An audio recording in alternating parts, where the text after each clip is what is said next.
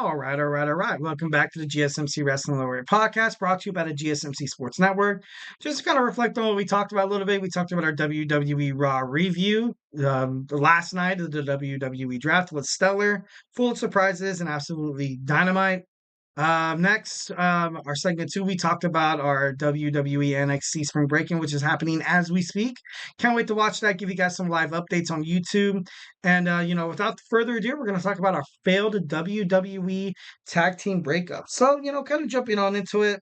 It just kind of honestly, I feel like the tag team division is for tag team competitors, and it's a great spot for them to showcase their talent. Um, they're not necessarily on the secondary cards. Sometimes, if you're like the Usos or the Shield or Edge and Christian, Hardy Boys, Dudley Boys back in the Attitude Era, maybe you can swing a main event. Maybe you could be a main carder, but mostly it was kind of like a secondary carder, like a third carder. And honestly, it's kind of crazy. And then when you see singles wrestlers kind of get together and play this tag team role, it just makes me sick. It makes me sick to my stomach, man. You should let single stars be single stars, and you should let tag team division stars be tag team competitors. So honestly, WWE for the longest time, and I hated it. Obviously, I'm speaking, from experience because I've seen this happen my whole entire life. WWE has felt obligated to break up WWE tag teams that aren't really kind of like there yet. To kind of like maybe like, oh, let's just kind of pin them against each other, which makes for good entertainment. Yeah, it does. But after that, what happens? What happens to their singles career like that? And I feel like that's just something they don't take in consideration. That's something they don't think about. It's like Vince is like, oh, I have an idea. Let's just break these two up so we can have a nice match at SummerSlam. They go fight out, in a hardcore match. And they're like, yeah, dude, but what are we gonna do with this guy after that? And he's like, I didn't think about it. It was like definitely like one of those deer in the headlight moments, like, but definitely something I feel like was definitely been an Achilles heel in terms of WWE creative. So like I said, I believe the WWE believes everybody finds more glory in singles wrestling, but that's not true. That's not true. 110%. That's not true. Kind of like what, in terms of the WWE WrestleMania 33, I kind of wanted to talk about, where you had the OC, Big Cass and Enzo Amore, who was completely over with the crowd, who deserved to be the WWE Tag Team Champions. Then all of a sudden, you saw the Hardy Boys come out. Why are the Hardy Boys here? Why is this happening? What the hell? And ultimately, like I felt like super bad for the guys, and it like you could have pushed the OC. You could have pushed the OC, man. You could have pushed Enzo and Big Cass, but ultimately you didn't. You didn't want to. I don't know why, but you didn't you? So honestly, I just think it's kind of crappy how they did that to some prominent stars in terms of the wrestling division. But ultimately, I didn't think Vince McMahon kind of took that into consideration. I thought Big Cass and Enzo Amore were going to kind of like be the face of the WWE tag team. They kind of broke him up where Big Cass came after Enzo, telling him, "I am always protecting you and sticking up for you." And Enzo's like, "Oh no, like why? Dude, I thought we were one." And then he eventually made it to WWE's 205 Live, where he became the cruiserweight champion, which was stupid, but yeah, it didn't really work out. And then look, we also have the Riot Squad. The Riot Squad was broken up mainly because I think Sarah Logan got injured. I could be tripping, but they could have pushed these girls a lot more. Definitely, the Ruby Riot was so she was what was in with the WWE at the moment when she was there. Liv Morgan was just starting. These three girls obviously were cohesive. They were at the top of their game. And what did WWE do? They didn't really utilize them. They didn't utilize them in the right move. Kind of like that. I think that's the focal point of tonight's podcast is the failed WWE creative officials that totally blew it in the past. Next, we have the Iconics. The Iconics were great together. I don't, and after they broke up, WWE thought it was a good idea to put them on teams with other wrestlers. Why? Why does that have to be? Why does that have to happen? Why couldn't you just keep these guys on there and compete for the WWE World Women's Tag Team titles?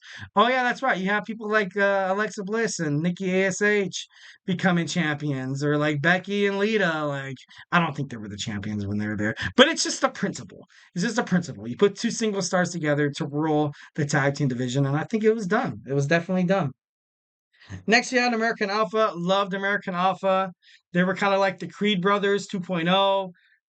Wish this tag team would have lasted, man. Absolutely 110%. Because as soon as this tag team kind of ended, you kind of had Jason Jordan kind of be tried to be pushed. Didn't really work out.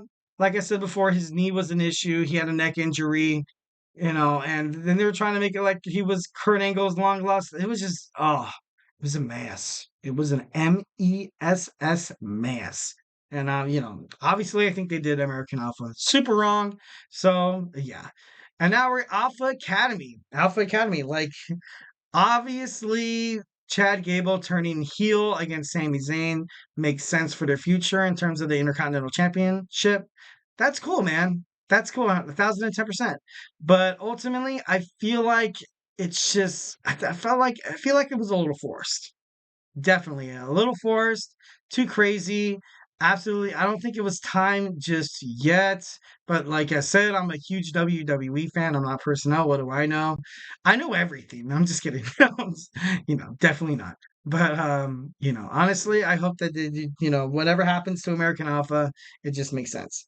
Next, we had the Dudley Boys. The Dudley Boys, they broke up, and Devon became like kind of like a pasture kind of person, where he was like, "Oh, testify." And then eventually the two broke up, and Bubba Ray Dudley found success in TNA, and eventually made it back to the WWE, not on the roster, but like in Legends mode, where he's kind of featured on certain, pay-per-views, which is pretty cool because I grew up watching these guys. Absolutely love, love, love the Dudley Boys. I remember when WWE No Mercy came out on the Nintendo 64, the 3D, pretty badass, pretty awesome. Awesome. Next, we have Edge and Christian. Edge and Christian broke up. Like kind of like a Rockers, Marty Jannetty and Shawn Michaels. Yeah, it's cool. Like Bret and Owen Hart, the Canadians. Yeah, man, go right on ahead and do that. But ultimately, I don't know, it just didn't really make any sense. Of course, Edge got over, Christian didn't. Christian kind of had to find success elsewhere. But ultimately, I don't know. I just thought it was bad. Just thought it was bad in terms of creating a Christian, like, be like, "Hey, Christian, you having fun with your buddy Edge winning tag team titles? Oh yeah, guess what? You're on your own now." It's kind of crazy. Next, we had the Bella Twins. The Bella Twins as well. They eventually kind of had a feud where they kind of feuded against each other, and ultimately, kind of I don't know. It kind of sucked. It kind of sucked. Like, if there was WWE World Women's Tag Team Championships back then, I felt like they would have been like a shoo-in to be tag team champions. The crowd would have loved it. Absolutely. But ultimately, the WWE creative was like, all right, let's just break these two people up. Like, who cares? Like, the fans don't care that much. But obviously we do. Obviously we do, if I still remember that. Ultimately, it'd be kind of cool. Imagine having them together. They would still probably be in the WWE today. Just saying. Also, we have Sonya Deville and Mandy Rose. Like I said, if they really contended for the WWE World Women's Championship, it would be a different story. But ultimately, they kind of pinned them against each other, where I think Sonya Deville was trying to cut Mandy Rose's hair off or something like that. And it was just nonsense. It was just stupid. Absolutely stupid. But obviously, I'm not a WWE official, so what do I know? What do I know? But ultimately, kind of like what I was thinking about mostly was Heavy Machinery.